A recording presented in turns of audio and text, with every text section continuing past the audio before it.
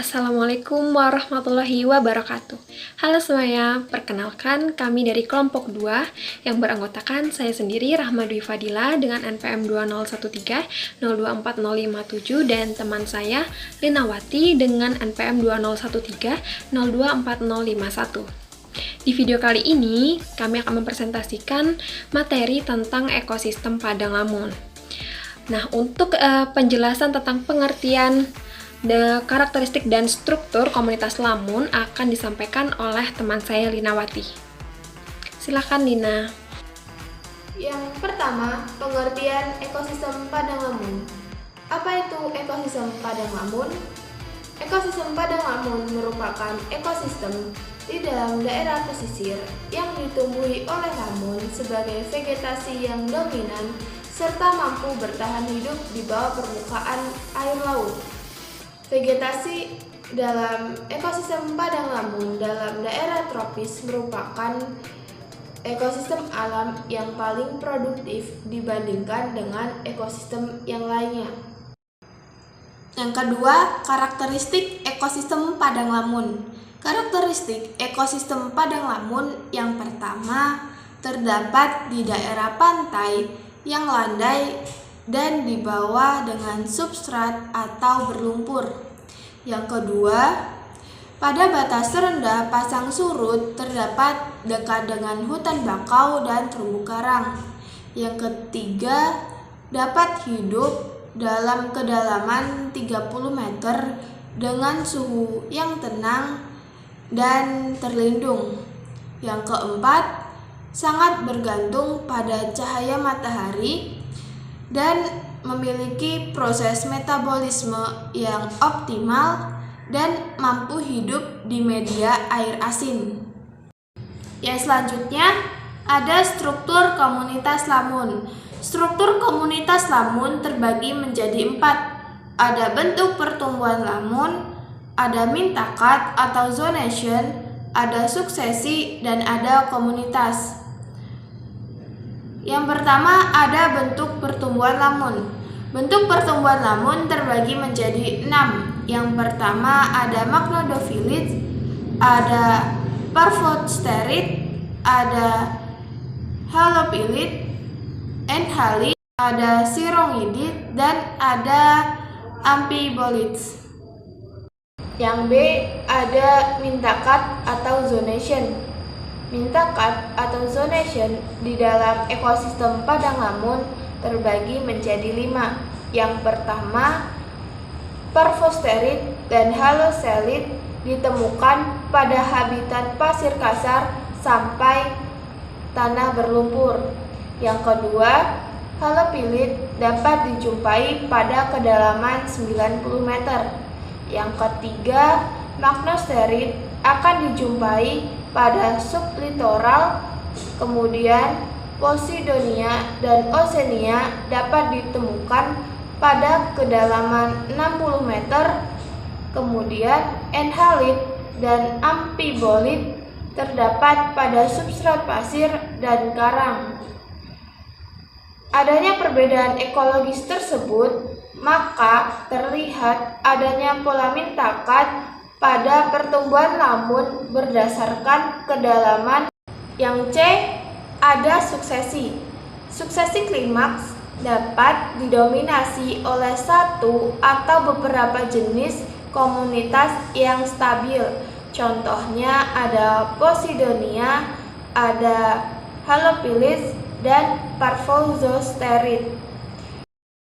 Kemudian yang D ada komunitas. Komunitas ekosistem padang lamun terbentuk dari vegetasi tunggal yang tumbuh bersama membentuk vegetasi campuran.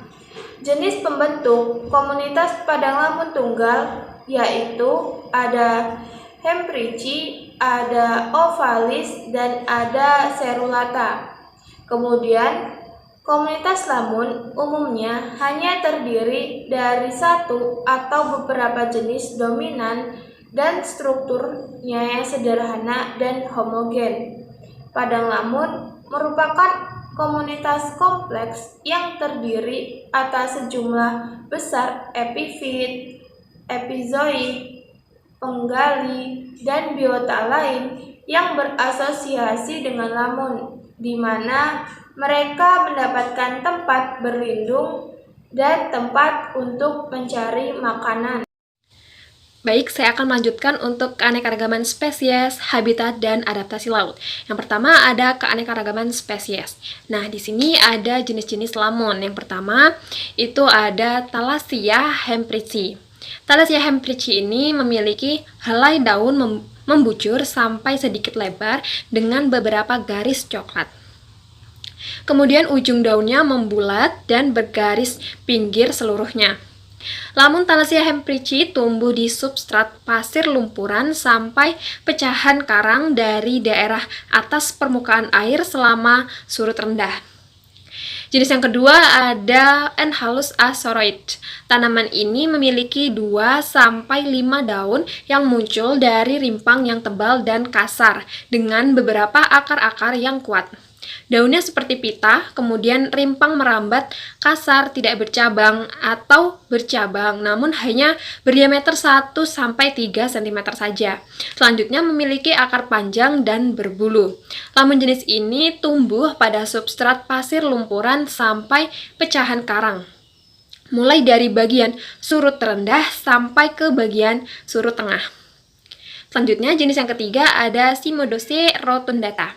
Tanaman ini memiliki daun seperti garis lurus, bentuk daunnya lurus sampai agak bulat. Kemudian ujung daun bulat dan seludang daun keras. Kemudian rimpangnya ramping. Lamun jenis ini tumbuh di pasir lumpuran di daerah pasang surut, kadang bercampur dengan jenis lamun lain. Selanjutnya jenis lamun yang keempat ada Cimodocea cerulata. Tanaman ini mirip dengan Cimodocea rotundata, akan tetapi memiliki daun lebih panjang dan lebih bulat, ujung daun bulat dan sedikit bergerigi. Kemudian seludang kokoh serta rimpangnya agak gemuk. Tanaman ini tumbuh di substrat pasir lumpuran daerah pasang surut. Jenis yang kelima ada Halodule pinifolia, tanaman yang memiliki sejumlah sel tanin kecil, urat bagian tengah, daun jelas. Panjang seludang daun 1-4 cm dengan rimpang merambat dan batang pendek pada setiap ruas. Tumbuhan ini tumbuh pada substrat pasir lumpuran dan kadang bercampur dengan jenis lamun yang lain. Jenis lamun yang selanjutnya ada Halodule uninervis. Memiliki daun kadang melengkung pada ujungnya dan sempit pada bagian pangkal. Kemudian mempunyai sel-sel tanin yang kecil dan tumbuh di substrat pasir atau pasir dengan koral dari daerah pasang tinggi sampai pasang rendah. Jenis lamun yang selanjutnya ada Halophila ovalis. Memiliki helai daun bulat telur dengan bergaris dan tulang daun yang jelas. Kemudian juga memiliki rimpang menjalar dan bulat. Lamun jenis ini tumbuh di substrat lumpur, pasir lumpuran sampai pecahan karang. Selanjutnya ada Halophila spinulosa.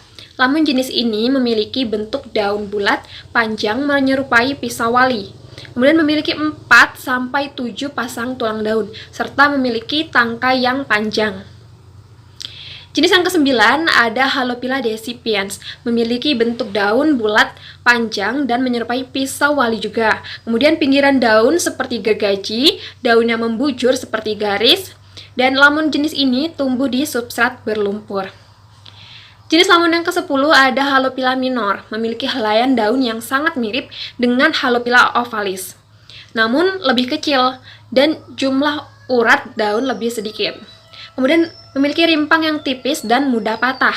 Lamun jenis ini lebih sering dijumpai hidup berdampingan dengan vegetasi lamun yang tidak menutup penuh permukaan sedimennya. Jenis lamun yang selanjutnya ada Syringodium isotifolium. Tanaman ini memiliki batang pendek, daun bulat pada setiap ruas. Kemudian helai daun menyempit di bagian dasar, rimpang yang bulat dan menjalar dengan cabang yang tidak teratur. Jenis lamun ini tumbuh pada substrat berpasir. Jenis lamun yang terakhir ada Thalassodendron ciliatum, memiliki rimpang dengan ruas-ruas Kemudian daunnya berbentuk pita, akar dan rimpangnya sangat kuat. Lamun jenis ini dijumpai pada dasar perairan yang cekung dan berdekatan. Kemudian yang kedua itu ada habitat lamun. Lamun hidup dan terdapat pada daerah intertidal sampai kedalaman 0,5 sampai 10 meter dan sangat melimpah di daerah sublitoral. Jumlah spesies lebih banyak terdapat di daerah tropik daripada di daerah ugahari. Habitat lamun dapat dilihat sebagai suatu komunitas. Dalam hal ini, suatu padang lamun merupakan kerangka struktur dengan tumbuhan dan hewan yang saling berhubungan. Selanjutnya, ada adaptasi lamun. Adaptasi lamun itu dibagi menjadi 3. Yang pertama itu ada adaptasi morfologi. Adaptasi morfologi ini merupakan penyesuaian bentuk tubuh makhluk hidup terhadap lingkungannya. Contohnya itu morfologi lamun. Morfologi lamun itu memiliki sistem perakaran lamun yang seperti jangkar sehingga dapat tertancap kuat pada substratnya. Kemudian memiliki batang yang terbenam ke dalam substrat yang disebut rizom. Kemudian perpaduan antara akar dan rizoma ini membuat lamun dapat berdiri tegak meskipun diterjang oleh gelombang yang sangat kuat. Kemudian lamun juga memiliki daun yang memiliki stomata, namun dilengkapi dengan kutikel yang tipis. Kutikel daun yang tipis dapat menyerap nutrien langsung dari air laut. Adaptasi yang selanjutnya yaitu adaptasi fisiologi. Adaptasi fisiologi ini merupakan penyesuaian makhluk hidup dengan cara melakukan fisiologis dalam tubuhnya. Sebagai contohnya yang pertama yaitu pada tudung akar lamun yang dapat menyerap nutrien dan dapat melakukan fiksasi nitrogen. Selanjutnya, contohnya itu ada rongga udara pada lamun yang dapat menjaga tubuhnya agar tetap mengapung dalam kolam air. Selanjutnya, contoh yang ketiga ada cara reproduksi lamun atau hidropilus, yaitu penyerbukan dengan media air atau polinasi, yang merupakan proses jatuhnya serbuk sari atau polen ke kepala putik atau stigma, sehingga terjadi pembuahan. Nah, adaptasi fisiologis lamun yang paling penting terjadi pada polen dan stigma ini. Adaptasi yang ketiga yaitu ada adaptasi kultural, yang merupakan penyesuaian tingkah laku makhluk hidup terhadap keadaan sekitar. Contohnya yaitu lamun mengambil unsur hara terlarut melalui akar dan daun dengan mekanisme tergantung pada jenis unsur hara dan konsentrasinya. Apabila semakin tinggi konsentrasi unsur hara pada kolam air, maka pengambilan melalui daun mungkin lebih dominan. Sebaliknya, apabila nilai konsentrasi atau ambang di kolam air rendah, maka pengambilan unsur hara akan lebih banyak dilakukan oleh akar. Yang ketiga, ada cara adaptasi dan interaksi biota ekosistem padang lamun. Sebelum kita tahu mengenai adaptasi dan interaksi antar biota ekosistem padang lamun, terlebih dahulu kita mencari biota ciri khas dari ekosistem padang lamun, baik hewan, tumbuhan, dan mikroorganisme. Yang pertama ada hewan. Jenis ikan kecil pada ekosistem padang lamun hidup menetap di sela-sela kerimbunan pada ekosistem padang lamun, khususnya pada jurai-jurai lamun yang berfungsi untuk berlindung, sehingga padang lamun merupakan tempat hidup atau tempat tinggal dari spesies ikan kecil.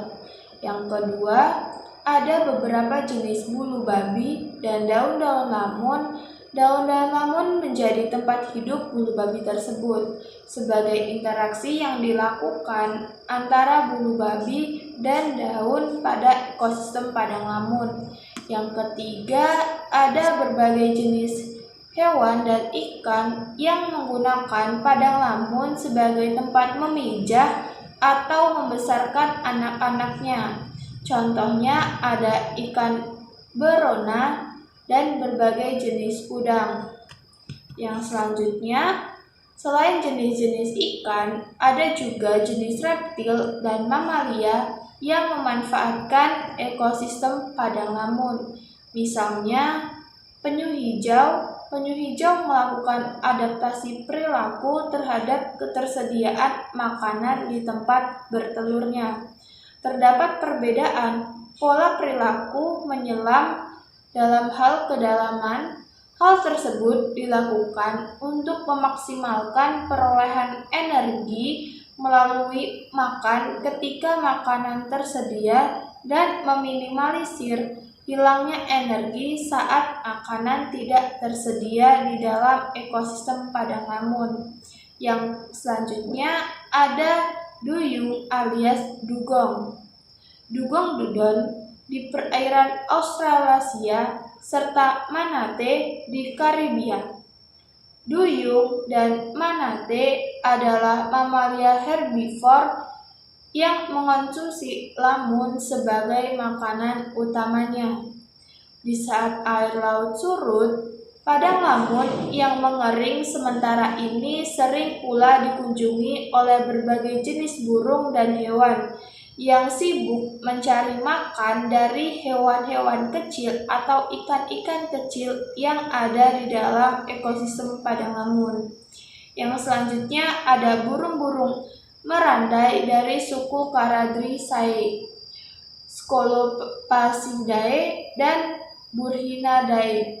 Kerap berdatangan untuk memburu anak cacing, moluska, dan ikan-ikan kecil sebagai makanannya.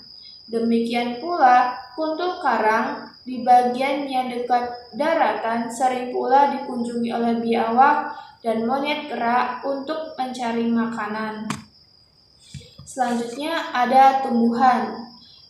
Dasar laut dangkal banyak ditutupi oleh tumbuhan akuatik yang sering disebut dengan lamun. Lamun merupakan satu-satunya tumbuhan angiosperma yang dapat hidup di laut.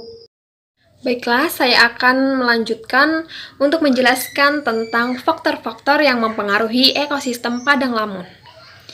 Faktor yang pertama ada suhu. Suhu optimum untuk pertumbuhan lamun berkisar antara 28 derajat sampai 30 derajat Celcius. Kemampuan fotosintesis akan menurun apabila suhu perairan berada di luar kisaran tersebut.